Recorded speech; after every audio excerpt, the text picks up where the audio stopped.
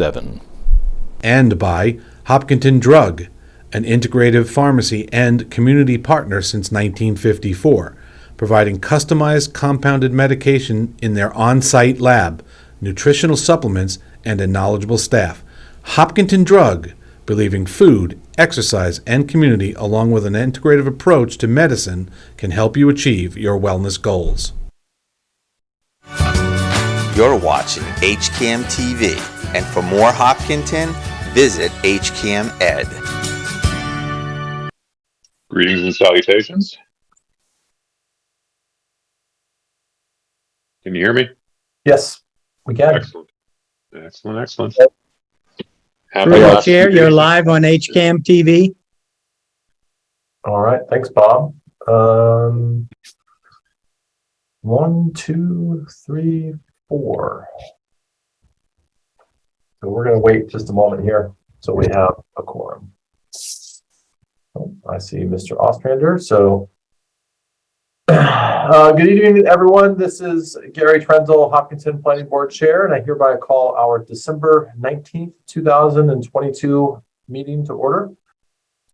This open meeting of the Hopkinton Planning Board is being conducted remotely, consistent with the previously signed and act extending certain COVID-19 measures adopted during the state of emergency. This act includes an extension of the remote meeting provisions of Governor Baker's March 12, 2020 executive order suspending certain provisions of the open meeting law. The new law has two major parts. First, the new law allows public bodies to continue providing live, adequate alternative means of public access to the deliberations of the public body instead of holding meetings in a public place that is open and physically accessible to the public. Second, the new law authorizes all members of a public body to continue participating in meetings remotely. For this meeting, the planning board is convening by video conference via Zoom app, as posted on the town's web meeting calendar and the board's agenda, identifying how the public may join. Additionally, the meeting is being broadcast by HCAM through multiple channels. Please note this meeting is being recorded. All supporting materials that have been provided to members of this body are available on the town's website via the web meeting calendar. Unless otherwise noted, the public is encouraged to follow along using the posted agenda unless I note otherwise. With regards to public comments, not every agenda item will feature public comment, but for those that do, after members have spoken, the chair will afford public comment. Please use the raise your hand feature in Zoom, where you can turn on your video and wave furiously at us and begin with your name and address. You will be afforded 3 minutes for your questions or comments. Finally, each vote in the meeting will be conducted by roll call, my personal favorite part. So on that note, members, when I call your name, please respond in the affirmative. Mary? Here. Rob? Rob's here. Fran? Randy Young, present. Jane? Yes, I'm here. Ronnie? Ron Fraser, present. Police? Here. Paul? Here. And Matthew? Here. All right, staff, when I call your name, please respond in the affirmative. Mr. Gelsich? John Gelsich, present. Ms. Pemberton? Stephanie Pemberton, present. And representing Beta, Mr. Paradis? Phil Paradis from Beta, present. All right. Well, thank you all. Appreciate the punctuality. Just really quickly looking at our agenda, we're going to begin with one administrative item, an update from Amy Groves and the Sustainable Green Committee. They wanted to share some work and priorities from their group. And then we have 2 continued public hearings. The first on Morris Lane with a potential amended family subdivision, and then second, the amended Osmond site plan application for the trails, which we've had to continue, although we have not had any discussion yet based on the applicant's readiness. So I saw Miss Groves. It looks like she's someplace warm and pleasant. So Amy, if you want to go ahead and introduce yourself, and I do just want to be conscientious of people's time, but maybe just walk through your overview, and then as a board, we'll just hold off on questions until the end. Sure, and so I'm Amy Groves from the Climate Action Work Group of the Sustainable Green Committee, Vice Chair, and I'd like to introduce Nicole Simpson, also on the call, who is a member of both the work group and the committee. And I'd like to hand it over to Jeff Rowland, who is actually our chair. So he gets to do the dirty work. Do we have a time commitment on the, I'm not looking at the agenda. Yeah, so I'd like to keep it under 15 minutes total. So I was thinking maybe 10 minutes for overview and then 5 minutes for Q&A. You got it. Yeah. Jeff, Folks. welcome to the planning board, and Nicole as well. Yeah, thank you for having us. So yeah, I'm Jeff Rowland, chair of the Sustainable Green Committee, but we're here tonight representing the Climate Action Work Group, which is a subcommittee of the full committee. With your permission, I've got a presentation to share. John, is it possible to get sharing permissions? I don't know if that's you. Yep, you will. Hang on one sec.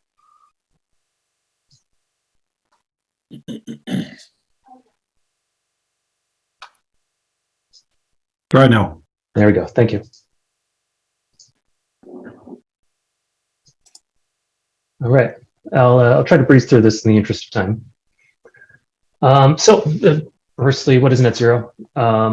Most of you are familiar with it, but this is an overview of global emissions, and net zero occurs essentially when the Earth can naturally absorb humanity's emissions via its sinks, which is, the land and the ocean. So global problem, but it's going to require local solutions. So what are we doing for Hopkinton? We're starting out with a greenhouse gas inventory, figuring out where Hopkinton's emissions are coming from. And that's going to lead to a few other things, a net zero resolution, figuring out when Hopkinton can reach net zero, and a climate action plan, which will lay out all of the steps to get there, or at least many of them. Now, Hopkinton's emissions. A lot of info here, but essentially we can focus on the big three in Hopkinton are our passenger vehicles, our residential buildings, and commercial and industrial. Municipal operations in total are probably 3% or under. And this is all based on our 2017 baseline data, which is the best available data that we've got so far, 2017 through 2019. And you can see that the emissions per person have been going down over time, but we have a long way to go. What is our approach here? So fall and winter, we're collecting input from folks such as yourself. In January, we're hoping to submit a proposed net zero resolution to the town. In the spring, we'll be working with the Metropolitan Area Planning Council, or MAPC, to finalize the climate action plan and gather community input. Town meeting for the resolution, and annually reporting on net zero progress. An overview of our proposed net zero resolution. So state, national, international targets are generally consolidate around 2050 based on scientific guidance. We figure that, as a growing and flourishing community, that Hopkinton has a responsibility to try to do better. And I believe the statements laid out in the master plan in 2017 tend to agree with this, that Hopkinton wants to be a climate leader.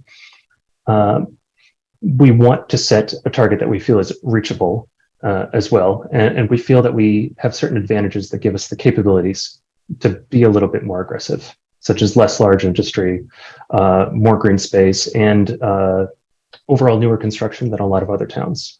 So our proposal is to aim for 2045 for net zero in Hopkinton, with intermediate goals of 50% reduction by 2030, which aligns with state, national, and international targets, and 2037 for 75% reduction. So we're currently in the process of socializing this idea around town, and we'll see where that takes us. And honestly, aiming a little bit earlier also gives us buffer to aim for 2050 as well. Just to visualize that again. So here we are, 2022, planning the resolution for 2023 town meeting, asking in the resolution that departments report their plans by the end of 2024, aiming for a 50% reduction by 2030, 75% by 2037, 2045 net zero, and 2050 would be the goals for the state, federal, and international communities. Broadly, the climate action plan covers high level, green energy such as solar, municipal aggregation plans, buildings, looking at energy efficiency, the building codes, electrification of heating and cooling equipment, zoning topics. Transportation would be EVs and charging stations, walking, biking, and public transit infrastructure. Environmental issues such as open and green space, lawn and landscaping, native plants, and agriculture. Zero waste, looking at how we handle our trash, our recycling, our compost, and industry topics as well, which can vary quite a bit. And then general goals such as ongoing procedures such as reporting on net zero, public awareness campaigns, and such. We wanted to highlight a climate smart zoning and permitting playbook that MAPC has put out. I won't necessarily read through all of these at the moment, but we thought it worthy of pointing out for the planning board and zoning advisory committee as well, that this information is available. I believe it's about a 60-page document, so it's quite a read, but at a high level, this summarizes some of the actions that they recommend. Would you like me to pause there for you all to read, or should I carry on at the moment? I think there's only one or two. If you can pause just a second, because I think this is probably the most relevant. Not to say any of it's not relevant, but this is the details. Oh, of course. Yeah. Helpful for us as a board. Been trying to be efficient with the time here.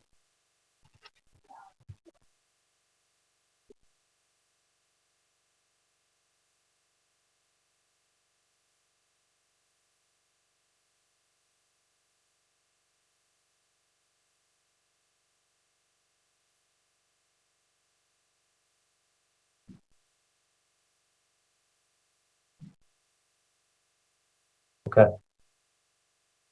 Sure.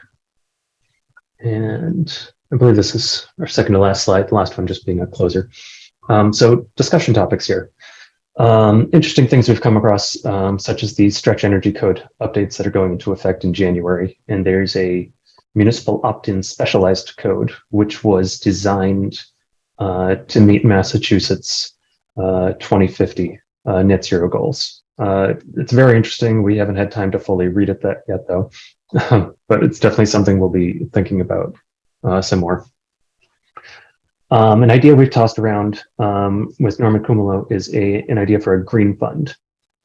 Basically, can the town install solar panels somewhere, such as over the EMC Park parking lot, and generate some money to help low or fixed income residents work on green projects such as installing solar at their own homes, switching to heat pumps, mass save improvements. Commercial and industrial is more than a third of the town's greenhouse gas emissions.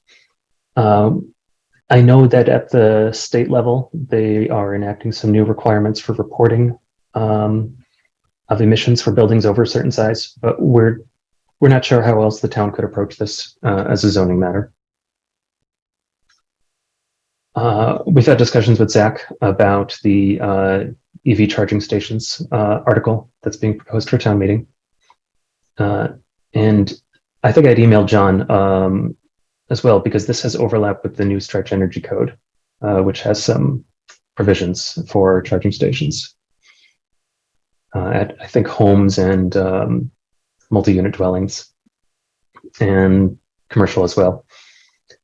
We're curious if you were bringing any articles to town meeting related to sustainability, and thinking down the road, the Sustainable Green Committee overall would love to be, involved in any discussions with the master plan. I think, yep. The last one is just the closer, how to contact us, who we are. With that ends the presentation. All right, well, thanks, back Jeff. aside if you'd like. I'm going to hold on my questions, but I do just want to acknowledge and just say how much I appreciate all the work that your committee has put into thus far. I know you've been making the rounds to other committees. I know how much time it takes, and most of all, I appreciate that there's a level of specificity in some of the ideas and things you're talking about. So, you know, the reality is we could probably talk about this for hours, and you know, particularly with regards to how some of these things might impact planning. But you know, I'm just thinking that it might be worth a follow-up even between you and I, just to talk a little bit more about it. But I'm going to hold my questions. I'm going to open it up to members of the planning board to see if people have comments or questions with regards to the presentation that you shared with us tonight. And maybe if you want to stop sharing your screen, it's a little easier. Yeah, absolutely. I think Ronnie might have gotten his hand up first. Ronnie, go ahead. Let's see. So firstly, thank you very, very much for a wonderful presentation. Quite insightful and very thorough. I love the percentage breakdown. One's a comment, one's a question. Firstly, do you feel the target of net zero by 2045, which is what, 23, 22 years away, is a little bit over ambitious? I like the idea that you're acknowledging the 5-year buffer compared to what the state is. That's the first question. And the second one is related to more of the details as to the how. Obviously, you mentioned where the big three culprits, for lack of a better word, are. Some of them we actually have some real opportunities, but some are, you know, vehicles. Until we mandate across the board electric vehicles, we're kind of stuck with those things. So, do you have any real high level details on some of these ones that we could at least hear about? Sure. So to your first question, is 2045 overly ambitious? I mean, some people would argue 2050 is overly ambitious, right? But we don't really have a choice. So we'd like to aim a little bit earlier. We know some towns such as Acton, I believe, aim for 2030, which is impossible. Like nobody can hit net zero then. At least not in the entire town. So in the interest of Hopkinton stating that the town wants to be climate leader, yeah, we want it to be a little bit more aggressive than the baseline 2050.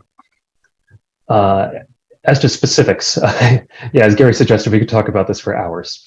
So the broader Sustainable Green Committee is working to break that down further. We'll be working further on the climate action plan through the spring to try to finalize details there. Jeff, maybe one way to just rephrase that question.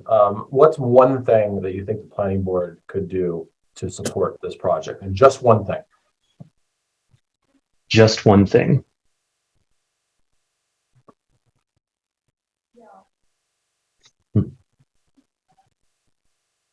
Or 5 if it's easier. Nice. And through the chair, if we can vote, the three of us, I would say read that playbook from the MAPC. That would be the best one thing that I would say. Okay. Because it will give you ideas, and you'll see what other towns are doing. Yeah, that's great. Thanks. I would say anything that can reduce emissions in new construction would be a big start. And every building is different, so older buildings we'll have to keep working on. All right, I'm going to quickly go through these because I think a lot of people have questions or comments. So I'm just going to ask planning board members for now, if you can just limit it to one question or comment, that'd be great. Fran? Thank you, Mr. Chair. Just a quick question. Love the presentation. As you look at those markers in 2030, 37, and 45, have you considered, or maybe I missed any recommendations on either carrots or sticks that you could propose in order to try to hit those markers? And then, have you seen other towns make any incentives or potential penalties regarding or related to hitting some of those goals? Thank you. For the goals themselves, I haven't seen any carrots or sticks other towns have done. That's a really interesting question. We don't want to penalize people, right, for not working towards this, but we are looking at various incentives to try to get there. It depends which way you're looking at it. Are you looking at it, for EVs? Are you looking at heat pumps, at solar? Yeah, the best way is to look at the long-term costs of things, and that generally at this point, going towards the more efficient and sustainable options tend to cost you less long-term. So I found that seems to be the message that gets across the best to people. If I could add, Please. So fortunately, we're not alone in this. The state and federal governments have just this year passed some major incentives around this that I think are going to go a long way with accelerating the change. So part of what we can do is make people aware of it as well. And then that's where we're also looking for opportunities for how can we support the people who may have the most challenge around making some of these changes where there's big upfront capital expenses. How can we help some of the lower income folks in the community have access to these? And that's where we're looking for opportunities with a green fund. But for many people, like Jeff said, the long-term payoff is good. And there's a lot of benefits, especially when you factor in the state and federal incentives. So making people aware of that opportunity, I think will help to promote these greener decisions. Thank you. All right, Elise. I have a very quick question. I saw on, I believe it was Action G, it said require all buildings to have eco roof. What does that mean?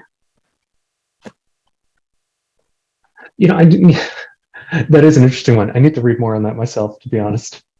We recently heard the term of, was it a blue roof, Nicole? That Perkins Eastman, the design firm for the new Elmwood school replacement, talked about. That could be a similar term. Yeah, my understanding is I think there's many ways to achieve it. It could be solar panels. It could be water retaining to like slow the runoff and maybe utilize it for watering. And then I think it could also be plants on the roof. So I think there's many ways to get at it, and it's probably defined more in the document. All right, thank you guys. Okay, thanks. Jane. Okay, so thank you. So is it Nicole that spoke briefly with the striped sweater? I didn't catch your name. Yes, Nicole. Yeah, you're on the committee. Yes. Oh, well, thank you for all you're doing. So I just had a couple of comments and questions. So it seems from the first graph that you had, it showed that a big bulk of it comes from commuter traffic, from traffic coming through Hopkinton. Did I read that correctly on the first graph? Traffic coming through Hopkinton. I think right now so passenger vehicles account for just under a third of our emissions. Okay, so that's a good percentage of it. So having said that, I know this is you guys are doing a wonderful job, and I thank you for all that you're doing. But do you know if there is a regionalization approach to what you folks are doing? And if there is Hopkinton involved in that at all? Good question. So the MAPC is a state-funded group. There's one such group for every county. So MAPC would be the Middlesex version of that. So in some sense, that's some of the regionalization we're involved. I know there are state efforts looking at EV infrastructure holistically, for example. And we're also talking with other, similar sustainability committees in neighboring towns. Okay, so have you had a chance or an opportunity to meet with this regional group, or is this just something that's out in the atmosphere somewhere? We've attended webinars that they've hosted. We are hiring a consultant from them to help finalize our climate action plan in the spring, and they have a ton of free information available on their website that we've utilized. Okay. That would be really an interesting approach to see if that could take off and see if we could gather all of our neighbors to get on board as much as you folks are leading the charge here. That would be wonderful. So as far as... Sorry. Hey, Jane, I'm just going to, I want to keep moving because I know that a few more people have questions, and we're a little over time right now. Sorry, I don't mean to cut you off. Did you have another quick one or anything Yeah, else? I have another quick one. As far as charging stations, would that be based on a credit card system, or would the town be expected to fork the charge on that? Those would be pay systems. Okay, thank you.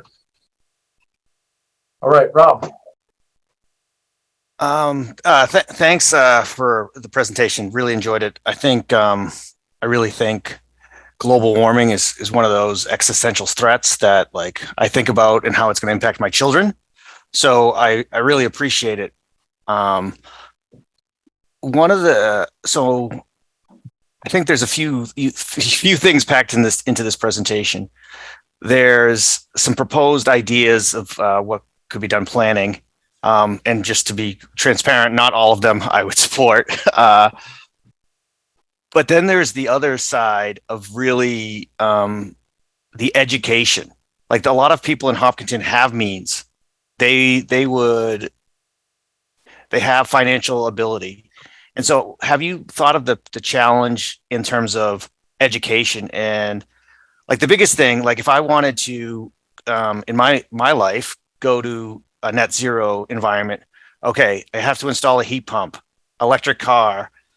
What do I do with solar? How does this, or do I just try to find an energy company that provides energy that's carbon net zero emissions? Like I don't want to buy an electric car if I'm just going to be charging it off of oil from my energy company. So there's all these education components that somebody that really wants to do the right thing for the world needs to research themselves today, by and large. And I think at a local level, I think education and neighbor talking to neighbor would be super impactful. And like if your neighbor has an electric car and is able to charge it without burning fossil fuels to produce that electricity, and then they are able to run their house without fossil fuels, all that education go neighbor to neighbor and throughout the community. So have you considered, or what component of this problem do you think is just education?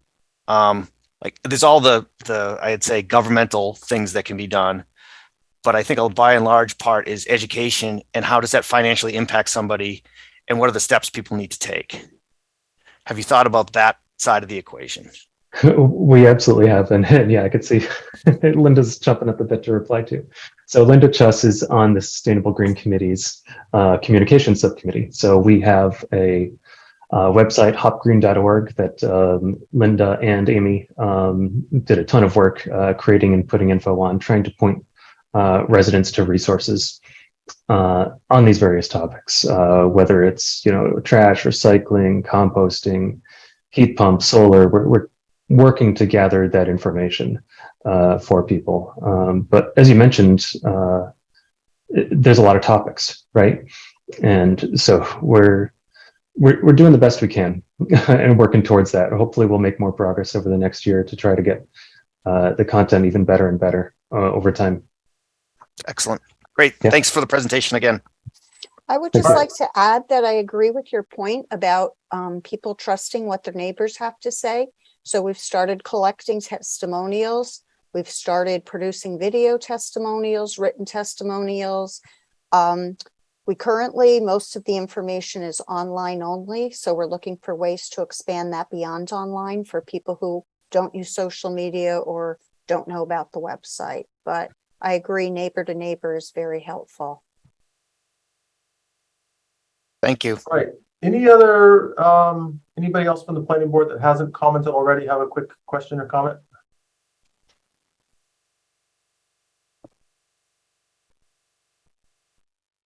All right. And I'm going to hold off on my questions, but I would like to just continue the dialogue, even just on a one-on-one basis. And I think that'll just allow us to go a little bit deeper on some of these subjects, because I think there is a lot to think about. And I really appreciate the recommendation to read those net zero zoning guidelines, because I think that that's probably a really, really interesting place to start. So thank you to Amy and Nicole and Jeff and Linda. We always appreciate these kinds of things, and super thoughtful, and I know it's definitely got the wheels in my brain rolling. So thank you guys. Appreciate Thank you for the time. Really appreciate it. Thank you. Okay, so moving forward in our agenda, we actually need to, John, do we need to take a vote to open, to continue to open the hearings that have already been continued? I always get my lines crossed. We don't. No, the hearings are open. They're just continued. They're already open. Okay. Well, first up for us is Morse Lane, and just to refresh everyone's memory, this is a tricky one for us. I won't go into the details of it, but we took a pause at our last meeting, really in an effort to straighten out the proposed findings and conditions associated with it. And just given this is a little bit unusual for us, we wanted to make sure that that we were clear on what we were voting on and what we were processing. So our principal planner, Mr. Gelsich, has kindly included in the packet some revised findings and conditions. And John, do you want to just take a moment to update us on kind of the rationale behind the rationale and the potential pathways for us? Sure. So this request, sorry, doing two things at once. So this request is to amend a subdivision that was approved in 92. Everyone knows that. But the problem that we faced is that the decision in 1992 didn't have a lot of detail in it, and trying to find findings to justify their actions was difficult. So what we came up with was just certain findings that state facts, understanding both for if the board chose to approve or disapprove. Kind of key things here. The subdivision is subject to the subdivision regs in place in 1992 when it was approved. The planning board essentially granted blanket waivers for this project. So all the waivers that were granted are still in place. So we can't require extra things. I mean, you can, but you might not be able to get, past a court on that one. But you kind of need to stick with what was the decision back in 91 or 92. I'm trying to find a path here.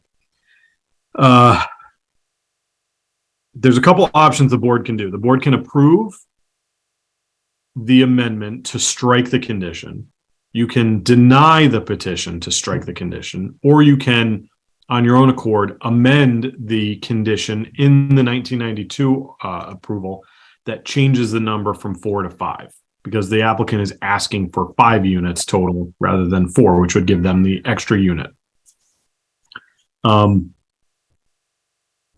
of the findings kind of support any of those, the approval with the amendment or the approval and striking, and then the same findings for the denial should the board decide that it's to be denied. If the board decides it should be denied, you need to look in 2.9 of my memo, and it needs to have at least one of the reasons in the final bullet, because that would mean that it does not conform to the purpose of the subdivision control law or the purposes of the subdivision control law or the subdivision regulations. The subdivision control law is a state one. Subdivision regulations is a town one from 1992. So you've got to find that removing or amending the condition somehow contravenes the purpose of the subdivision regs, right? So you can't just say no. I mean, I guess you could just vote no to approve if that was the motion, but there's got to be a reason as to why you're voting no. I think we've been through this a lot with different permits. So that's kind of like a very disjointed explanation, but Gary, if there's any specific comments or questions you wanted me to address, I'm happy to do so. It's a complicated issue. It's not simple. It's easy, but it's not simple. So if there's any questions to clarify, I know that this is going to probably be confusing. Happy to answer anything. Yeah, and so just two quick comments, John. I appreciate that, but I think number one, and I'm just going to kind of summarize what I heard you say, is that the reality is that we should be evaluating this proposal based on the subdivision standards in 1992, not in 2022. Correct. And I'll just point out that the planning board in 1992 essentially waived most of the regulations. And those waivers remain. Those are still effective. So I think that's an important point. I also heard you say that there wasn't anything in the findings, and you guys, all of us that have been on the planning board for a little while, we all know how important findings are, because that really becomes the justification for why we voted or why we wrote something or made a decision the way we did. And there doesn't appear, there's no documentation in the decision that would identify why they limited this to 4 parcels instead of anything else. So that's interesting part number 2. And number 3, you put forth proposed findings for approval as well as proposed findings for denial. I just want to make sure we're all aligned on process here. 2 things. Number 1, we did previously vote on findings, and I think what John has put together here is much more robust. So from a process perspective, my preference would be to actually re-review the findings and adjust those to the new ones that John has put forward. And I guess a question, John, I've always sort of operated on these types of hearings that we vote on the affirmative, on what's proposed, and given that we typically will vote on the proposed findings before we actually vote on the approval, I guess I just want to make sure that I'm following along correctly here, that we've got to reach some consensus on which findings we are considering before we actually vote on the approval itself. So I think if the board wanted to make unless there was some contingency of the board that thinks that this should be denied, right? I think there's going to be a motion to approve the findings for approval. And part of those findings are that they do not, I think it says do not contravene. Yeah. The last bullet, the removal of condition A does not contravene the purpose of the subdivision control law stated in section 1 of the rules and regulations relating to subdivision of land. So if you vote to approve that finding, you effectively are saying you can't vote to deny it, right? Because you're saying that it complies with the requirements that it needs to comply with. So if that vote were to fail, I think the board needs to discuss why it failed and what part of section 1 of the rules and regs it's not meeting, and then you take a vote for the denial and pointing out that option or that reason. And then another thing I wanted to mention, Gary, I apologize for forgetting this. There was some discussion from the applicant and from the board that, can we require them to improve the road? If they make modifications to the road that weren't approved in the plan, they would have to submit a new subdivision plan to get approved because they're changing the road. So we can't include a condition necessarily that says, yes, we're going to approve this extra lot, but you need to upgrade the road, because that would require them to file a new subdivision plan. And if that's the case, then they're going to have to bring the road up to subdivision standards today. Okay, thank you, John. And I do appreciate all the additional research you did over the last 2 weeks. And I want to talk about this a little bit more as a board, but I just want to quickly check in with our applicant, Mr. Nealon. and see if you have anything new to add, to share, before we go into this discussion around revising our proposed findings.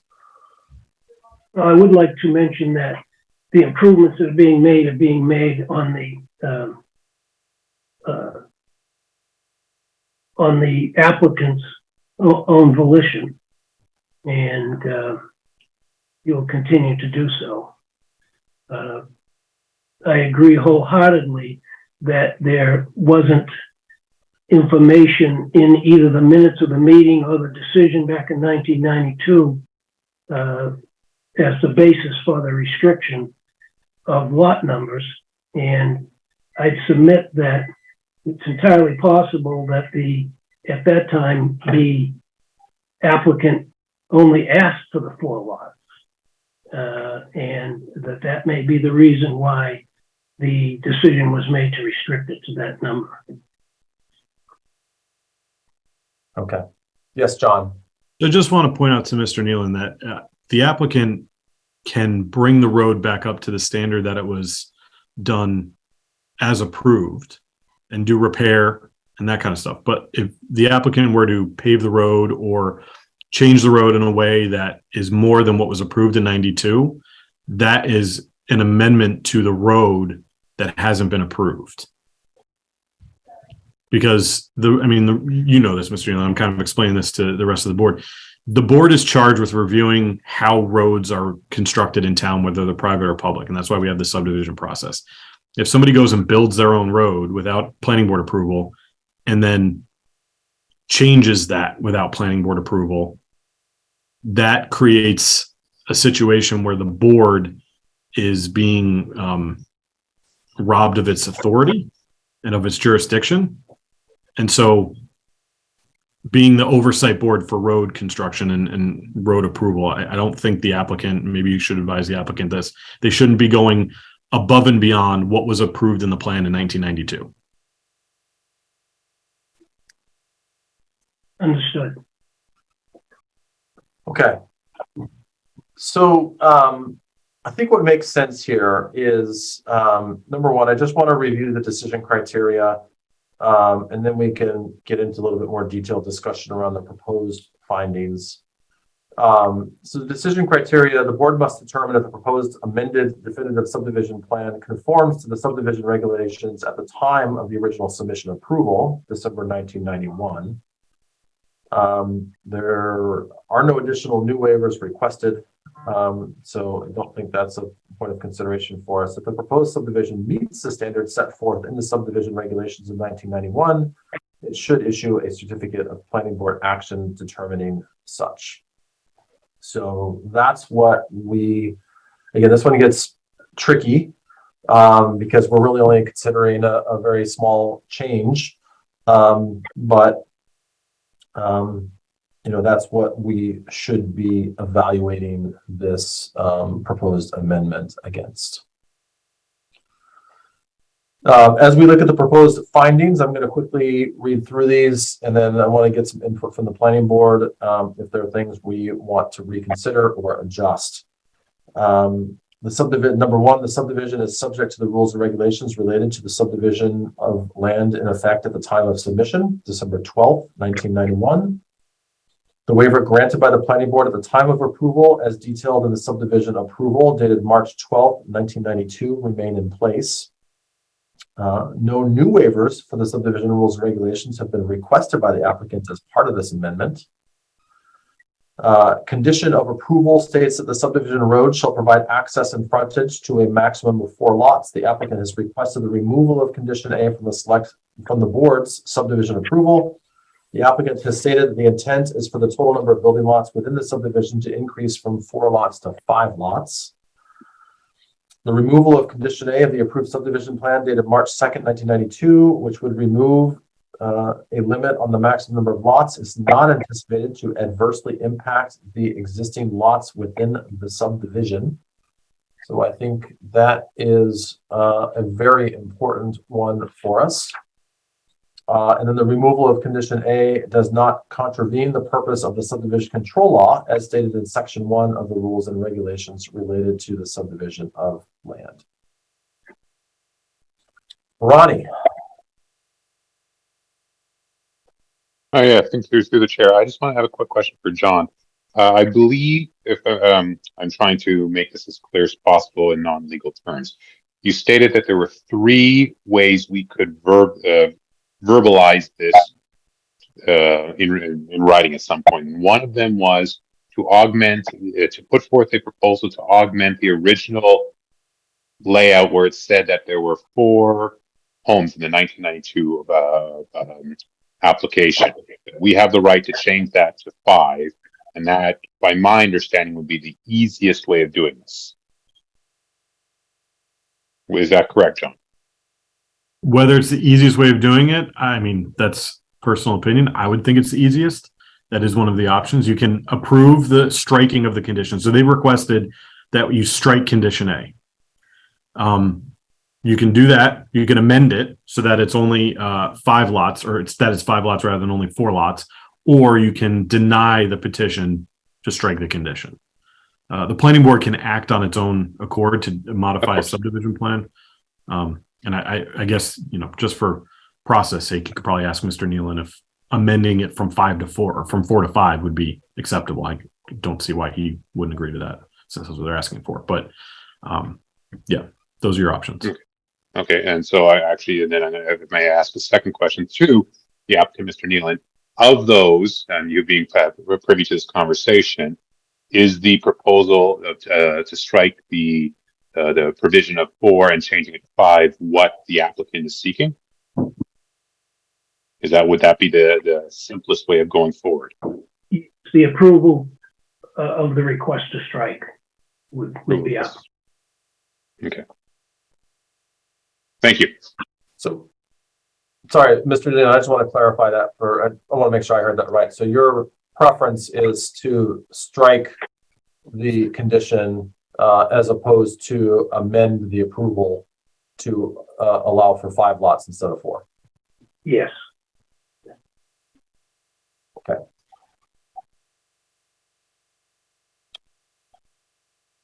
All right. So I think that based on that input, that likely dictates our potential pathway forward. Yes, John. So it doesn't necessarily. You don't have to do what they ask to do. You can amend the decision if you think that's appropriate.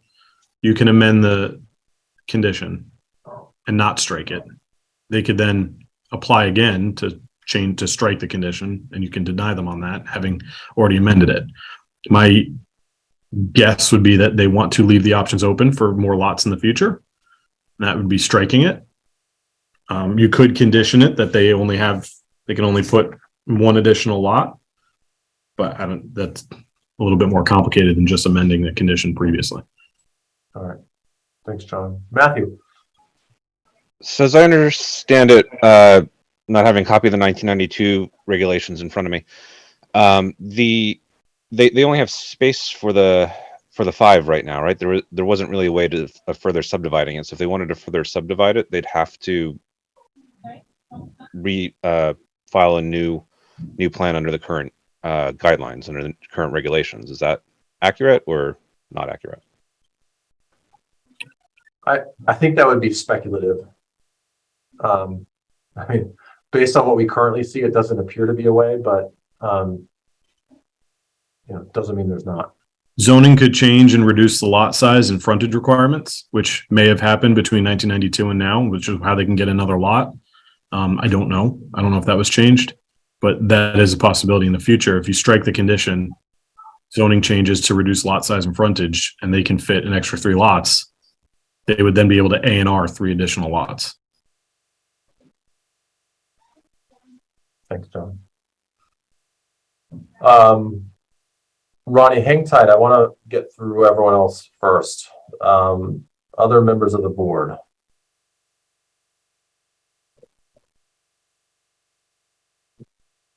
All right. And if nobody else has any questions, I'll go back to Ronnie and then back to Matthew. With again, with everything that was being said, I am most inclined to strike the word "for" and replace it with "5," opposed to striking the whole condition based upon the potential other ramifications in future, and that allow future planning boards to understand the planning of the frontage at that point. So, if I may put forth a motion to strike or to alter the initial condition A to stating 5 opposed to 4.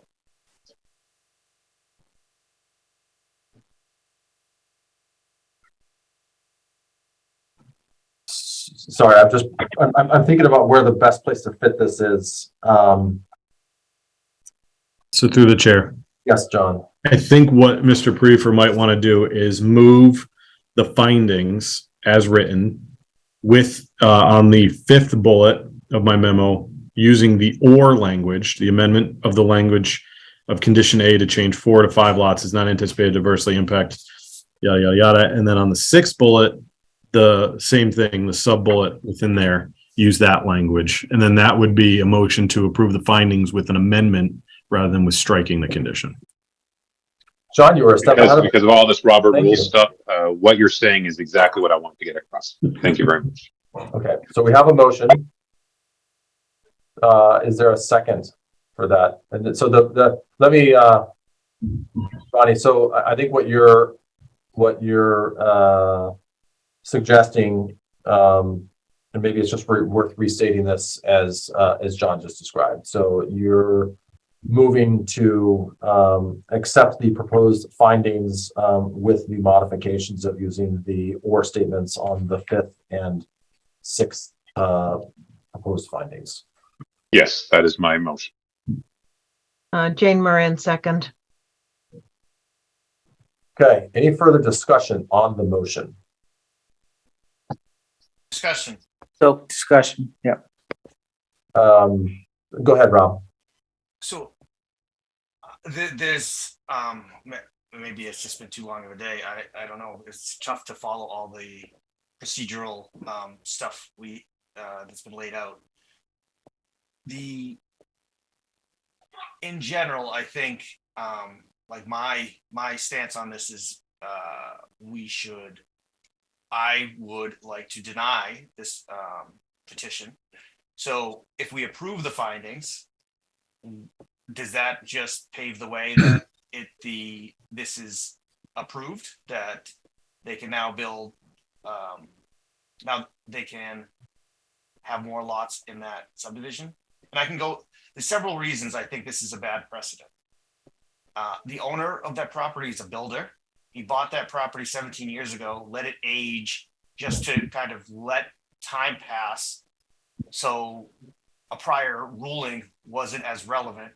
It sets bad precedent that we ignore prior planning board's decisions. The town decided family subdivisions wasn't a viable zoning, so it passed by 2/3 in town meeting to adopt the current subdivision zoning rules. And I can go on and on. There's just a lot of reasons this is not something I would like to see move forward. So back to my original question: if we approve the findings, does this just pave the way that it is a yes as a project, as an approval? So if we approve the proposed findings, then we would move on to conditions and waivers. And then we would move on to approval of the amendment. If we go ahead, John. Did I get that wrong? I was going to go. No, you got that right. I think you got that right. I think just to the crux of Rob's question, I understand your arguments against approving this, but the board has to follow certain decision criteria in the regulations to make their decision. It can't just be, I don't like the precedent, I don't like how this person held on to land. Those are all valid, opinions to hold, but the board, you need to have, and maybe this is something you can look at and bring up. You need to choose something within the proposed findings for denial, the last bullet, all the sub bullets, because that is really one of the only places where the board can have any kind of, it's not even subjectivity, but you can't deny a subdivision amendment because all the waivers have been granted, right? For basically everything. It's already been approved. So the previous board has already determined that the subdivision conforms to the subdivision control law and the subdivision regs. So you need to make a decision that this additional lot would either make Morse Lane no longer safe and convenient for travel, Morse Lane, or Morse Lane will be significantly more congested due to additional lot, or the risk of danger to life and limb will be significantly increased due to the additional lot, or emergency access in the case of fire, flood, panic, and other emergencies will be significantly reduced due to the additional lot, or the additional lot will introduce a situation of non-compliance with zoning, or the additional lot will significantly inhibit the provision of water, sewerage, drainage, underground utility services, fire, police, and other requirements where necessary. Those are the only reasons you would be able to essentially deny this. So if you have a problem with one of those, it would probably be prudent to bring up which one you have a problem with so the board can discuss. And then if enough people agree, you could vote down Ronnie's motion for approval of the findings, then make a new motion to deny based on that criteria, and then that would pave the way for a denial. If the board votes for the findings but then denies it, there's going to be an appeal because the board found that it complied with everything that it needed to comply with. Chair, I think there is risk for emergency access in case of fire, flood, panic, or other emergencies. And I think that's grounds to not allow an additional building lot. All the other lots in that street are significantly, there would be a definite congestion point of adding basically a stubbed road, a dead end, or a shared driveway where that lot is, and put 5 houses in there. It hasn't been thoroughly reviewed by all town services. I think it is a safety issue. Okay. So I just want to make sure that we're staying in process here. The discussion is for the motion at hand. So I want to stick us closely to that. I think the question about process is a very fair one. And so I think that just to reiterate what Mr. Gelsich has told us, if you're inclined to vote against the proposed findings, which you most certainly are, then to Rob's point, you should have one of those sub bullets in mind as to a reason for denial. So, Chairman, if I may, I'd like the opportunity to correct some facts that may be a basis for the other board's votes on this issue. This property was purchased more than 17 years ago by the Capobianco family, and with the intention that it would be used, the lots would be used for their children. There is 2 lots, there are 2 children. They want this additional lot. All of the lots that have been built on already. So sorry, Mr. Nealon, I'm gonna just cut you off there because I don't want to go back to debating, given that we're already in the motion and in discussion here. I'd prefer to stick to the motion at hand and not get into the debates or the history behind the property. Well, I'm not so think that the history is as important as is the future. I think the board needs to look at this and see that there can't be a dead end added with 5 additional lots. I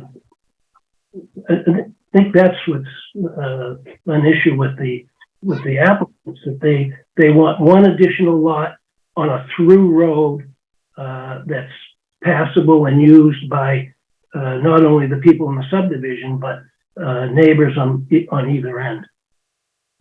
Okay. Mr. Ronca. Yes, thank you. And thanks, John, for all the research on this, which gives us a much better place to discuss this. And based on what John introduced, I think I'm more in favor of striking the 4 rather than amending it regarding the motion. If somebody... Sorry, Matthew, I'm gonna, again, I want to stay focused on we have a motion. It's been seconded. So the point we're at right now is either we vote in favor of the motion or we vote against it. So yes, John. So I think just as guidance for the board, you have 3 options, well, 2 options with 3 potential outcomes. You could, the motion for the findings is on the table, the second is there. So you could vote to approve the findings, and that would pave the way to amend the subdivision to amend the condition from 4 to 5. You could vote no on the findings and then move after that motion fails to approve striking the condition entirely, which I think is what Mr. Ronca wants to do. Or you could vote no, then immediately after that motion fails, move to deny or move to make the findings to deny with the specific criteria that you think it fails to meet. So you can vote no on these findings for 2 reasons. You may still want to approve it, but you would have to make a motion. You'd have to take action on this motion to make a new motion like Mr. Ronca is looking to make. Okay, thanks, John. Fran. So, Mr. Chair, based on the motion that's on the table, is that just to modify that sub-bullet from, is it 5 to 6 lots now? Maybe just reiterate what that motion is. And if that is, are we just voting on that change, or are we voting on that 2.8, the proposed findings for approval? Are we voting on that? We're voting on 2.8, the proposed findings. Okay. Got it. And to the principal planner's comment there, if we vote to deny that, then does that then go to 2.9, proposed findings for denial, and we'd have to have discussion around some of those sub-bullets? So it could go to 2.9. It could go to a revised motion for different proposed findings. For 2.8. Got it. Clear as mud. Just to be clear, we're voting on 2.8 with the or clauses in addition, as opposed to the initial writing here. Yes. Okay, so I just want to make sure, is everyone clear what we're voting on? So what we're voting on is whether we approve the proposed findings, which is the first 4 bullets as written, and then the 5th and 6th bullets would be the or clauses. So those would be the amendment of the language of condition A to change 4 to 5 lots is not anticipated to adversely impact the existing lots within the subdivision. And the revision of condition A to change 4 to 5 lots does not contravene the purpose of the subdivision control law as stated in section 1 of the rules and regulations related to the subdivision of land. So, Mr. Chairman, can I make a follow-up comment or question? Sure. If we vote to approve 2.8, does that then take 2.9 off the table? Yes. Yeah. So through the chair, just a little explanation on why. Making the approve it, if the majority of the board approves the findings in 2.8, it would directly oppose findings in 2.9. So you couldn't potentially make both findings because one says it doesn't contravene section 1 and the other one says it does. Yes. That makes sense, John. Thank you. Okay. So everybody's clear on what we're voting on here? But Mr. Chairman, I hate to, shouldn't we then discuss 2.9 and the elements of 2.9 to get a full kind of understanding as to why 2.9 might be an option? Because if we vote in affirmative in 2.8, then 2.9 is off the table. And it doesn't really kind of allow us to have a discussion around the elements of 2.9, i.e. for denial. So where I'm torn, and maybe John can answer this question, but because we already have a motion on the table and a second, it's it's almost like going back and I think John read those out for people to think about as they vote. But I'm just I'm not sure that from a process perspective, at this point, we can go introduce a discussion topic on a whole lot more things. But John will correct me. So I don't know if this follows official rules of order, but Ronnie could withdraw his motion. I think it was Mary could withdraw or agree to, his action, or you can just vote on the motion. Everyone can deny it and you can bring it up again. You can vote on the same criteria again, and you can make the motion a second time. All right. So I'm gonna look to Ronnie and Mary, and do either of you want to withdraw your motion or your second so that we can discuss the reasons that one might oppose these proposed findings? It was Jane who seconded, just to be clear. Thank you, Mary. At this stage, we've discussed this in numerous meetings, even though we joke about being clear as mud. I understand what it is. I'd love to see the vote move forward as is, so I'm not ready to withdraw my motion. Okay. I agree with Ron. All right. So we have a motion, we have a second, and we've had a lot of discussion around the motion. It sounds like it's time for a vote. So we will start with Mary. Mary Larson Marlowe, yes. Rob. No. Fran. No. Jane. Yes. Ron. Yes. Elise. Yes.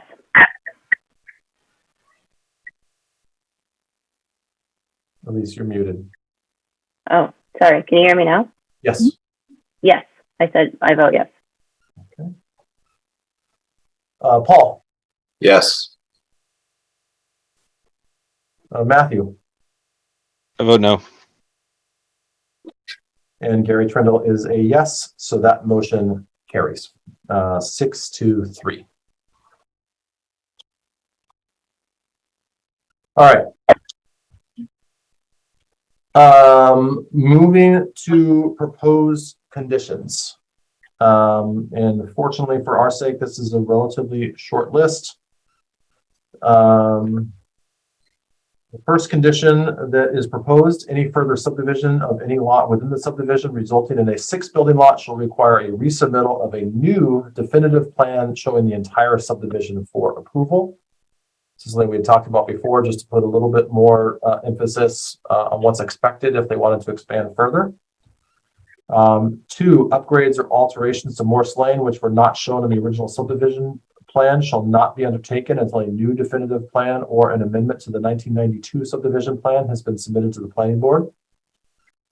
3, significant waivers were granted by the planning board in its 1992 approval with respect to road design and construction and were based on the maximum number of 4 lots. Given the board's findings in this matter, it is not anticipated that a 5th lot would have adverse impact to abutters, to the general public or the surrounding environment. However, there shall be no additional building lots created in the subdivision which use Morse Lane as approved in the 1992 decision for frontage or access. John. Through the chair, I'd like to make a change to condition number 2, adding at the end of the sentence, comma, reflecting these proposed upgrades or alterations.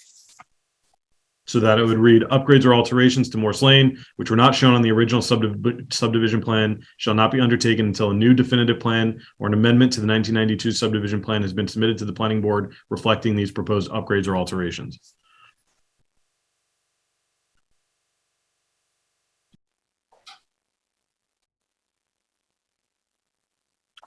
Okay.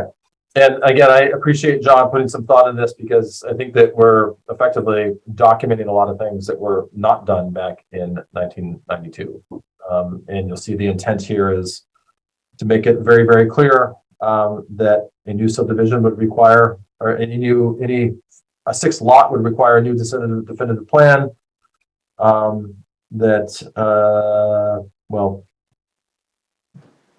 I won't repeat these. I read them previously, but so I at this point I want to see if there are any modifications or additional conditions that we would want to consider.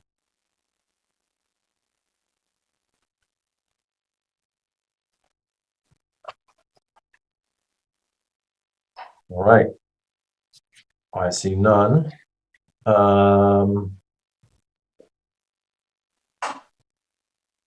So that being said, then we can move along to voting.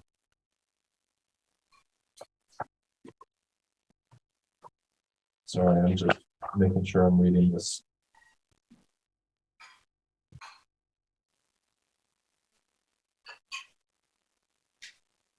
Through the chair, it would be section 2.12.2. Approval with conditions. Yep, I was thrown off by the findings that were still in here in 2.12.1. That's why I was making sure that I was reading that correctly. Yeah, those should be, that should have just been the actual language read as the motion. But okay, already done. All right. So we've got proposed findings. We have conditions. There are no additional waiver requests. I do want to take a moment just before we move to a vote to see if there's any additional comments from the public. And also any final comments from the planning board.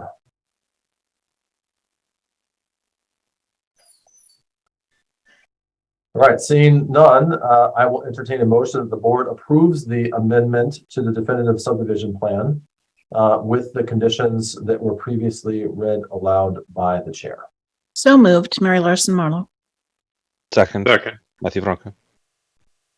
All right, any further discussion?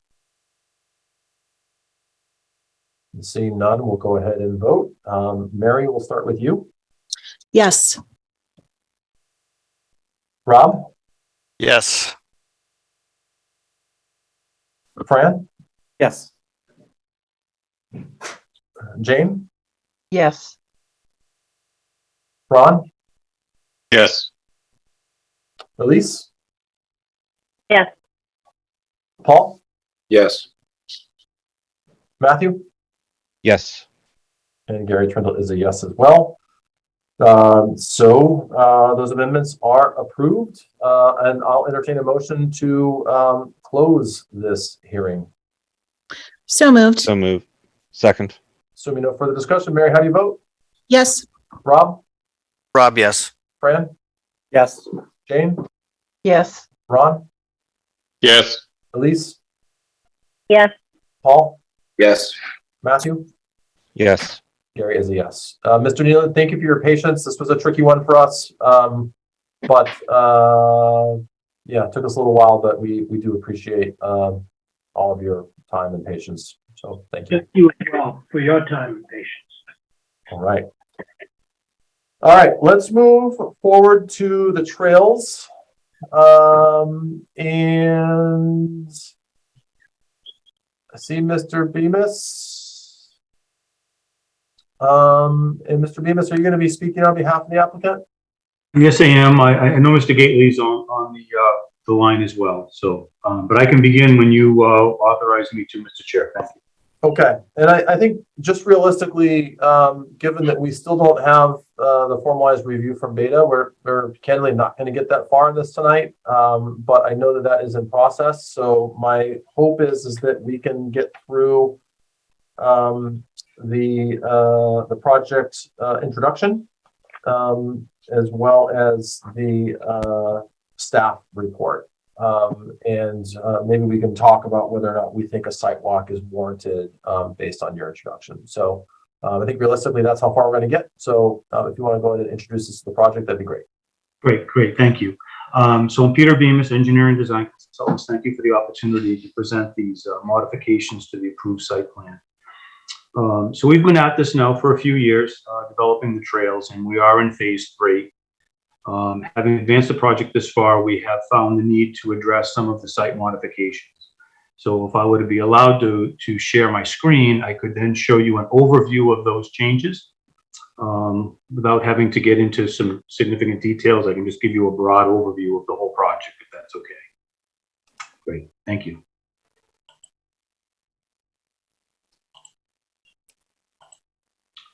And can you see that? Yes. Thank you. Okay. Generally, again, the sidewalks was our primary change here. So there is a sidewalk on one side of the private road system that is here. We have 3 roads in the T's off of our primary road, which is Weston Lane at Legacy Farm Road. So Legacy Farm Road is located here to the south. Everything else is going to be north of that. And at our intersection with Weston Lane is our clubhouse located here. The first road off of Weston Lane is Clubhouse. The second is Birkdale. The third is Bandon. And then Weston loops back around again. The sidewalk is located on the west side of Weston Lane as you would enter the street roadway system from Legacy Farm. And then it is on the north side of the streets thereafter. So Clubhouse is on the north, Birkdale is on the north, and Bandon is on the north. And then for Weston, it's going to be on the east.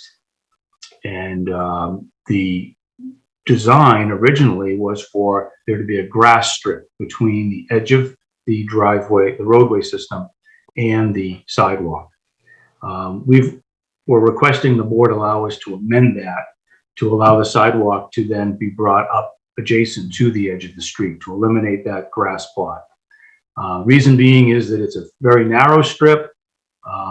It's just basically a small grass strip that it's very challenged to stay as a lush lawn area, especially where we don't have the ability to irrigate that small strip of land. So in the original design, there was really no discussion regarding that. Having now built the project out, it would make more sense for the lawn area to be continuous from the back of sidewalk to the units than it would be to have this small strip of land with green between it and the street. And we have a very small development in the sense that it's a cluster. We have all the homes located in one area. The travel speeds here are not excessive. And it just makes a lot more sense to manage the property in this manner without a grass strip between the edge of the road system and the sidewalk. The next item that was on our list was to allow for a shortening of a drain. So I'm going to just zoom in a bit here. So again, through that road system, excuse me, should allow me to zoom in. Here we go. So again, through the road system, we've got 2 streets here, Birkdale and Bandon. And between this road system, there is a cross-country culvert that the original design called for having its terminus located at the 50-foot buffer zone to wetlands. Essentially, no separation between the edge of the project limits and the resource area then 50 feet away. During construction at this site, we had some challenges with construction control of sediments during construction. So we felt the opportunity to then pull this culvert back so we had the ability to put in what we call a best management practice for controlling stormwater during construction. And so essentially in this area, we created a sump during the first construction year. Having done that, we saw the opportunity to then take that sump and then make a permanent connection so that the stormwater, instead of again direct discharging going in this northeasterly direction, that it would have the ability to traverse north and then go easterly through a constructed wetland system. And we were able to do that. This area is actually a thriving cattail wetland system, and there's actually a picture of it on the third sheet, so I can show you a little bit more detail there. The next item was in our basin number 1, which is located here. This was the phase 3 basin. So the project had a phase 1, a phase 2, and a phase 3 basin. And in the phase 3 basin, we actually put that online in the spring of 21. In the summer of 21, we had those large rain events that town-wide they were affected by these rainfall events because they exceeded 5 inches in some instances. And that taxed the stormwater system in the project. And so we had discharges that were going off towards the Hopkinton Reservoir system. and we did our best to try to maintain those during construction. But what we found is that the basins could be larger. So the design is to advance those basins in a larger shape. So we're showing the outline of that shape on this overview plan. And then there's a detailed plan to show that specifically in more detail. The other item that was changed is in this area here. These residents from basically this triplex down to this single, so there's 5 singles there. The original design plan called for like a Versalock masonry wall system to go in that area. What we elected to do was go forward with a natural wall system, basically using a revetment detail. So we took stones that we actually had on the site, boulders, and we put those in a battered condition, allowing a 1.5 to 1 slope coming up from the base of our property as the original wall system had proposed to the same terminus point at the top. So instead of it being made out of Versalock block system, concrete, we use natural stone. The other item was in this area here. This is located behind 3 duplex units that are on Weston Lane. This area was proposed to be a retaining wall. That wall is shown here. Rather than put in a retaining wall, we used a slope.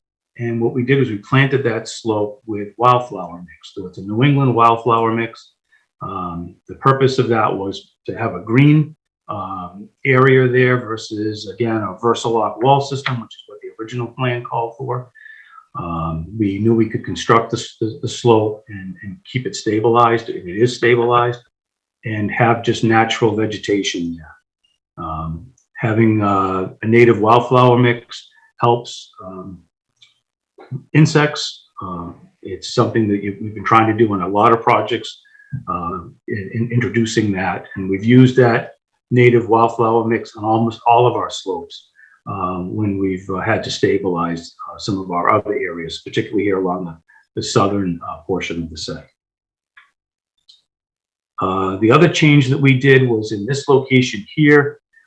The original plan called for a pipe, basically the discharge here at the edge of Wilson Street, because it was taking overland flow that was basically going off in that northwesterly direction and passing it through the project site. And rather than do that, we saw the opportunity to put in an infiltration basin, which is what's shown here in that riprap area there. That basin is constructed, and that basin actually has been online now for this whole construction window since the summer of 21, and it's actually working extremely well. So rather than that water going off onto Wilson Street, it stays on the project site and gets infiltrated. The other change that we had was here. So this plan shows the configuration of the parking lot that was proposed for the trail head, if you will, to get into our dog park and our public gardens that will be located up here to the south. When we were doing the tree clearing, we noticed there was a lot of large trees in this section of the site that we just didn't think was prudent to cut them down to put in a parking lot, when the parking lot could be reconfigured and support the trees and still have a parking lot. So we are asking you for permission to make that change as well. I'm going to advance a sheet here. There is a phase 4 to this project. We've not initiated work in that phase 4 yet. In phase 4, the same sidewalk detail occurs. This street's called Waterville Lane. It's an extension of the project that Pulte had prepared off of Walnut Way. So again, this connects back out to Legacy Farm Road.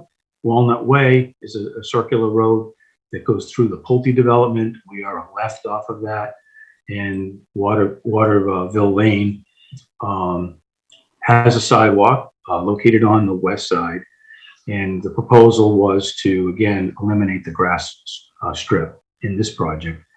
And the other change that we're making here is that this was the original stormwater management system for phase 4. We are relocating it, so it's more in line with the contour of the land there versus it was basically in a large fill area here. And also we're enlarging it so that we have greater capacity to address storm events that we're now witnessing. The project, when this was designed, was using stormwater criteria that has since changed and been upgraded to higher rainfall totals for the various storm frequencies. And the third sheet, the primary sheet, shows the details of the certain components. And probably the most important one would be for me to focus in on this one here, which is that parking lot. So again, the parking lot was to come straight in, and you can see the trees, the cluster of trees that were located here that would have all been cut down. And you would have readily seen this parking lot from Wilson Street, a scenic road. So by keeping these trees and taking the parking lot and turning it, and instead of it just being on an east-west plane, it's now turned on more of a south-north plane. We get the same number of parking spaces. We don't have to cut down any trees. And it's graded in the same manner, and stormwater is handled in the same manner. The other details on this plan, again, this is the concrete retaining wall that was between the units. So again, this is a riprap, this is a wildflower slope. This is behind the duplex units, Vanden Lane at Weston Lane. This is the area where we constructed the revetment behind the singles. And here's the triplex. I told you that's where it starts. There's a detail showing that revetment. There's a detail showing the wildflower mix. The wetland system that we created, again, the pipe was to terminate here by taking it and moving it, the water off to the north and then to the east. The water still gets to the same location, but we've constructed a wetland in that area. And the last detail was that infiltration basin located on the northwest portion of the site. Again, that discharge the pipe was discharging here at the edge of Wilson Street, and now it just infiltrates on our own property. The packet that you got included a lot of other plans. Those are more details that are related to conservation. I have the ability to show you those now, but again, where we don't have a peer review commentary completed yet, I don't think it's necessary. But if someone actually has a specific question, I'm prepared to answer. So generally, we're hopeful the board would support these changes. Trails, as I said, we're in phase 3 right now, and we have around 12 more units to complete phase 3, and then we would look to commence with phase 4. Thank you for the opportunity to present it. Appreciate it. All right, thanks, Peter. Definitely going to want to do a site walk here because there's, I think, a lot of changes there, and I know I've been going through the site periodically and certainly want to see a few things there. But before we get there, John, do you want to quickly walk through the staff report on these proposed amendments? Yes. So this project has been challenging.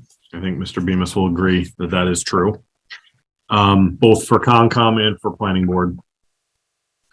The proposed changes, aside from the parking lot, really affect stormwater more than anything. And I think we need beta to review to see how these changes are going to impact the site as a whole. I don't think the proposed changes are really going to affect how people get around the site or any other considerations for the site. It's not really going to impact landscaping, that type of thing. So it's really how these proposed changes are going to impact stormwater, either positively or negatively, and then how that type of infrastructure is going to be maintained in perpetuity so that we don't have stormwater issues on this site. I don't know how many of you are aware, not last summer, the summer before, when we got a ton of rain, there was issues with runoff from this site going into the Ashland Reservoir. It's poor soil, so any runoff from that site is particularly problematic, and especially with the proximity to the Ashland Reservoir. problematic soil and runoff is going to be problematic for drinking water. So we want to get the stormwater correct so that we don't have to worry about it in the future, because rainfall is only going to get worse as climate change gets worse. So we want to make sure that that is all buttoned up and appropriate. And then I will point out the assistant town manager made a couple comments, or one comment related to Waterville Lane. It says Waterville Lane in this development crosses the Tennessee gas pipeline easement. A tentative route for the Upper Charles Trail would run along the portion of the gas easement from Legacy Farms North into Ashland. It doesn't appear as though the grading in this area is proposed to change from what was previously approved, but she just wants to make sure that the changes don't prevent the trail from crossing the Waterville Lane in this area. In addition, the submitted plans should show the location of current and future restricted land in this development project so the planning board can consider the impact of changes on these areas, if any. Okay, thanks, John. So before we open it up to the planning board for initial questions or comments, and I think it is worth doing a site walk here. This is a tricky time of year to schedule site walks. Peter, we normally do site walks on Saturday mornings. And in full disclosure, this Saturday morning is Christmas Eve, which I know is not an option for me, and I suspect others it's less than ideal. I'm looking at my calendar here. We could potentially do a sidewalk on the 31st, but I don't think that's going to be ideal either. So realistically, I think that puts us at a site walk for January 7th. That'd be fine with me. I have conflicts on the next two Saturdays as well, Mr. Chair. So. Okay. So how do folks feel about a site walk January 7th?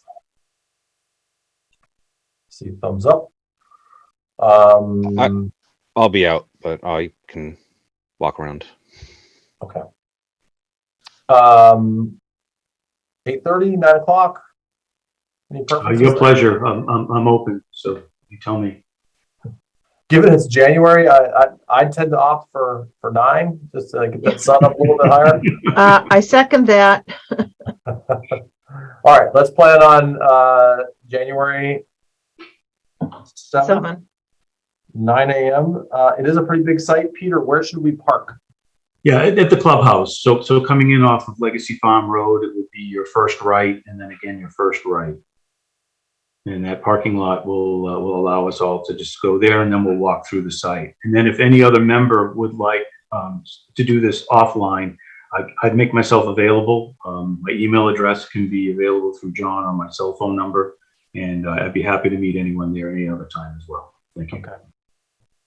Thanks, Peter. And like I said, I am going to open this up for a little bit of discussion here. I want to be cautious about not going too far into the details. Yes, John. Just because Phil has been on this call, I don't know if you wanted to ask him if he has anything to say, just so he can either drop off or stay on. Sure. Thanks, John. Phil, any comments before you depart from us this evening? So yeah, no, I just want to emphasize what's already been stated. This is a difficult site. It's had some difficult circumstances. Unfortunately, 9 out of the 10 things that are requested for changes, but actually no, 8 out of the 10 are already built. And then there's already homes and others. Buildings that are built as well. So it's a very difficult situation that the project is in. Typically, when a project, when a developer discovers a need for a project change, a sketch is provided and information is given so that we can review it before it's constructed. Like I said, because of the difficulty in drainage on this site and the fact that it was clear cut from day one,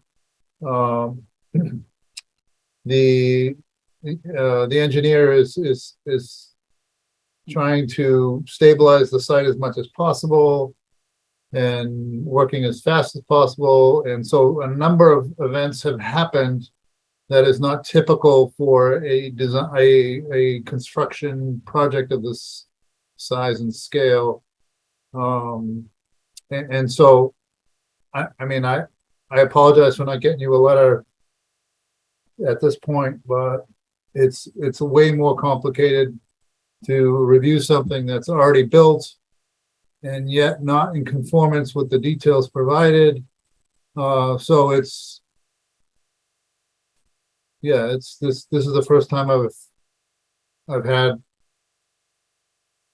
I don't really know what to do. So, well, I mean, I do, but it's gonna take a process to work through. And I do recommend that the board take a site walk, because there are many aspects of the project that don't conform currently to the approved set of plans. And Peter has identified several of them, but we've also identified others as we walk through. So it's going to be a process of just getting it back to what was approved and such. So I don't know if that helps or hurts, but I you know, there, you know, we have some some things are fairly easy, like relocating the parking lot. That's fairly easy. Some of the other things that are constructed in a manner that should be depicted better on the approved to amended plans, but are not difficult. And then there's other aspects of slope stability and stormwater, as John mentioned. So we're working through with the Conservation Commission at the same time, and we're trying to come up with the best solution. So, thank you, Phil. We're glad you're on board. As you know, we put a lot of faith in your guidance and recommendations. So appreciate your commentary there. I have a question for John. Given that it sounds like a lot of the site has not been built out to the original approved standards, I'm just curious, how do we continue to issue occupancy permits when it's not being built to what was approved and agreed upon previously? So occupancy permits are based on, excuse me, based on the individual units. There's not a holistic look at the site when occupancies for units are done.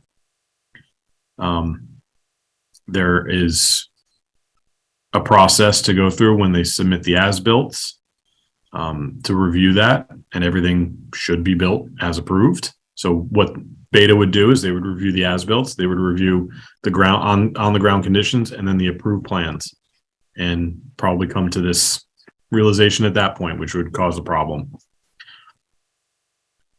Okay.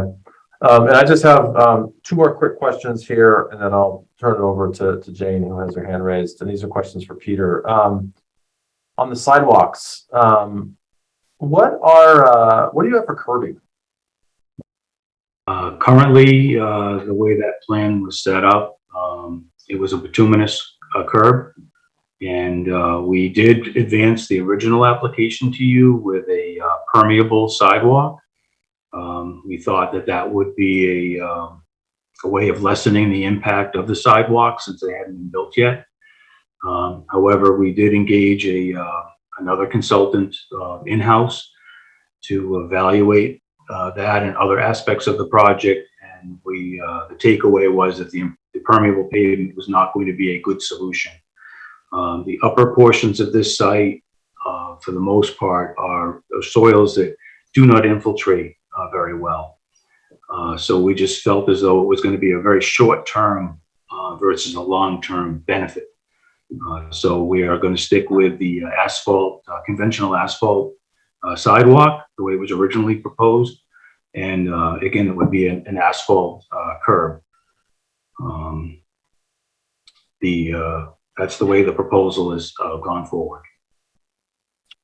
Okay, and then are there any, remind me as well, are there any street trees in this development? Yes, so there are a number of trees, and there's landscape buffers between all of the streets. So in between neighborhoods, if you will, the streets, there's extensive plantings. So there was an approved planting plan, basically, that has been followed for the most part. Just availability of plant material sometimes may make a slight change.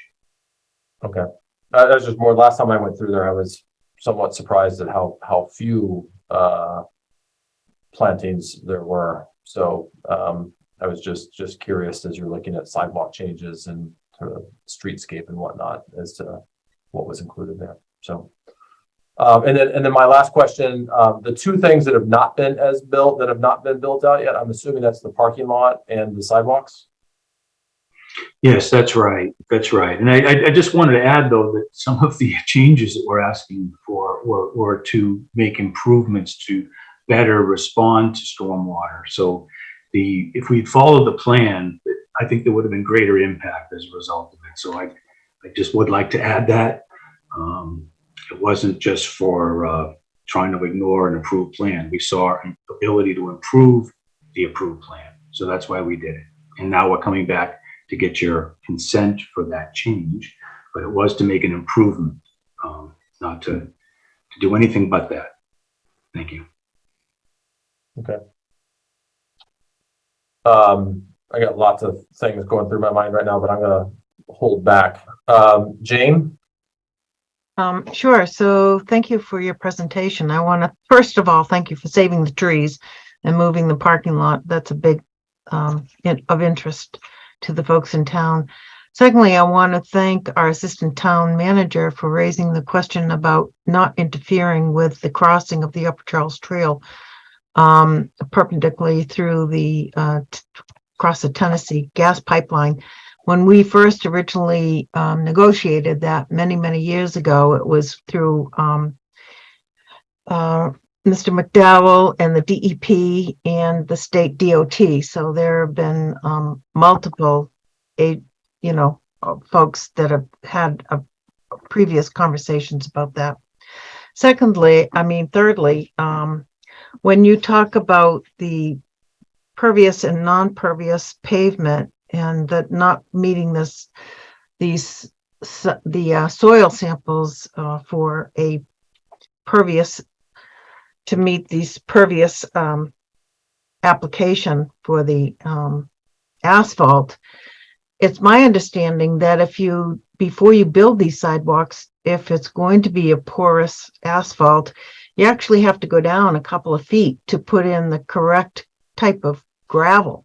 So it sounds like you're trying to put in a pervious asphalt over existing conditions where in other operations that I've been involved in, it's costly, but you have to actually go down and remove that existing soil.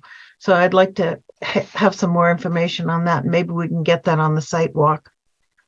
The third thing is when I remember back during way back when in the olden days when we were talking about the original Osmond and getting that passed, and correct me if I'm not if I'm wrong on this, but all of those green strips that were set between the street and the sidewalk went toward open space that to meet your needs for the open space. So if you now remove all of that green strip, how does that then reflect the balance of the open space requirements in the original Osmond? I'd be I have happy other to answer questions, that. but I'll let it go for now. Well, I was gonna say, there's no change because you're just putting the grass strip between the back of sidewalk and the residential dwelling versus just having it less on one side and more on the other. You're just Okay. eliminating the narrow strip. Thank you. That wasn't clear. All right, thanks, Jane. Fran? Thank you, Mr. Chair. I think my question is probably directed toward our principal planner. There have been challenges with this project since the initial proposal. And my question then is, what recourse does the planning board have if 7 of 10, 8 of 10, I think Phil mentioned, of the requested modifications have already been done, right? So it sounds like Mr. Bemis, not sure if it's yourself or who's doing the work, but you're making decisions that rightly or wrongly probably should have gone or go in front of the planning board prior to those changes being done. But this is a pattern that's been present with this project since the beginning. So, John, what recourse, if any, does the planning board have as we go on the site walk and then debate it at a future date? Josich? Yeah, so in terms of the planning board itself, I'd have to look and see if you can revoke the site plan approval. I don't know if that's an option. I think what's been used in the past, particularly on this site, that would be useful is having the Director of Municipal Inspections issue a cease and desist until all issues are corrected. They issued cease and desists. I think there's still a cease and desist on the site with conditions, but there was cease and desist orders 2 summers ago when the water was, flowing off the site and we couldn't control it. So that is certainly an option. I mean, if they build things not to the plan and then it comes to the final review and it's not correct, they need to correct it. They've got a bond on the site, I believe, that could be used. We can look into other things, but I think the cease and desist would probably be the first move, because that would prevent them from doing any other building. Thank you, John. I appreciate that. Thank you, Mr. Chair. John, just a follow-up question on that. So that cease and desist, who does that actually come from? The building inspector, the Director of Municipal Inspections, Chuck Cadlick. Okay. All right. Fran, it's hilarious watching you push the buttons on your camera. I'm doing the having computer issues tonight. No worries. Other preliminary questions from the planning board?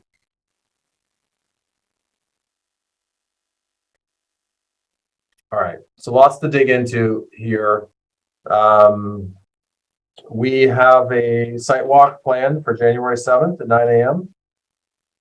And I know that Beta has a little bit more work to do on their review, which we look forward to.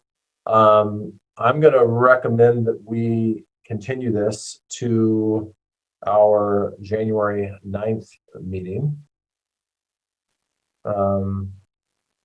Mr. Paradis, does that give you enough time to complete your initial review?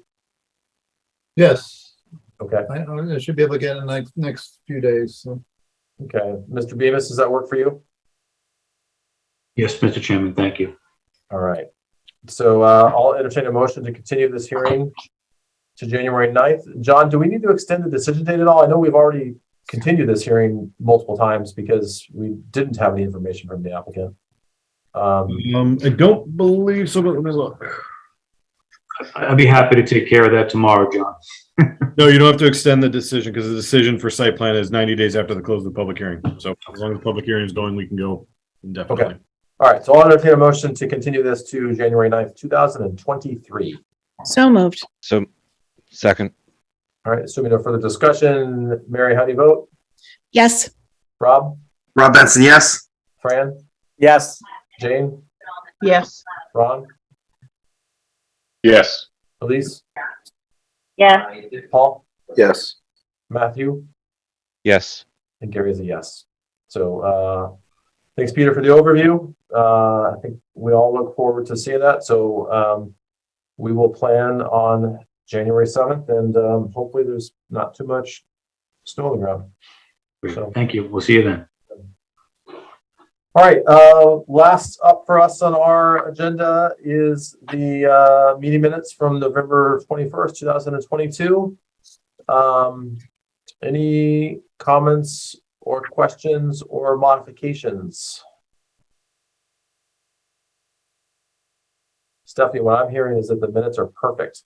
They're perfect. All right, I'll entertain a motion to accept the minutes from November 21st, 2022. So moved, Mary Larson. Second. All right, assuming no further discussion, Mary, how do you vote? Yes. Rob? Rob Benson, yes. Fran? Yes. Jane? Yes. Ron? Yes. Elise? Yes. Paul? Yes. Matthew? Yes. And Gary is a yes as well. Thank you, Stephanie. And before we adjourn, yes, John. I know you want to say something nice to the board, so I want to say something before you get to say your final word, if you don't mind. Sure, go ahead. It is before 9 o'clock. I just want to point out to this board that you guys have done such a great job of being efficient in this last year. I appreciate it. Steph appreciates it. We appreciate, Phil appreciates it. You know, I'm sure you guys all appreciate it. You guys have done an awesome job this year. I'm really proud to be serving this board. And I look forward to 2023. So thank you all. Thank you. I second that. Thank you. Happy holidays. Yes. Thanks for the kind words. We'll make sure we go slower next year for you. No, thank you. You know, it is worth noting that I think one of the reasons that we've substantially improved is some of the process changes that John and Town Hall have made. So I'm just with the pre-review process. I think that flushes a lot of things out before we even see it. So I just want to reinforce that part of the reason we're moving faster is because I think there's more work being done before it even comes to us. So John, you're a big part of that reason as well. And I just wanted to say, I hope everyone has a great holiday. Happy Hanukkah to those of you that celebrate. Merry Christmas, Happy New Year. Whatever it is, whoever it is that you choose to spend your time with over the next couple of weeks, I hope that it's a wonderful time that you can decompress and spend time with family and loved ones. You know, I think 2022 has been a year of survival for all of us. So, you know, we have some, I think that we've got good progress as a board. I love the makeup of our board right now, and it's great to see so many young people in this group that are, I think, invested long-term in Hopkinton, as well as some of us older folks as well. Yeah, Happy New Year, Happy Holidays. And we'll see you all in 2023. So on that note, I'll entertain a motion to adjourn. So moved. Second. All right, so we no further discussion. Mary, how do you vote? Yes. Rob? Yes. Fran? Yes. Jane? Yes. Ron? Yes. Elise? Yes. Paul? Matthew? Yes. And Gary is a yes. So have a Just great quick night. question. Thanks, everyone. On the 9th, are we meeting in person, or is that the plan still? Yes, that is our tentative plan, is to meet in person on 9th. I will be out of the country. So I was hoping to dial in for that one. Have a great trip. Okay. Thank you. All right. All right. Cheers, everyone. Happy holidays. Happy holidays. Safe travels. Yeah. Bye-bye.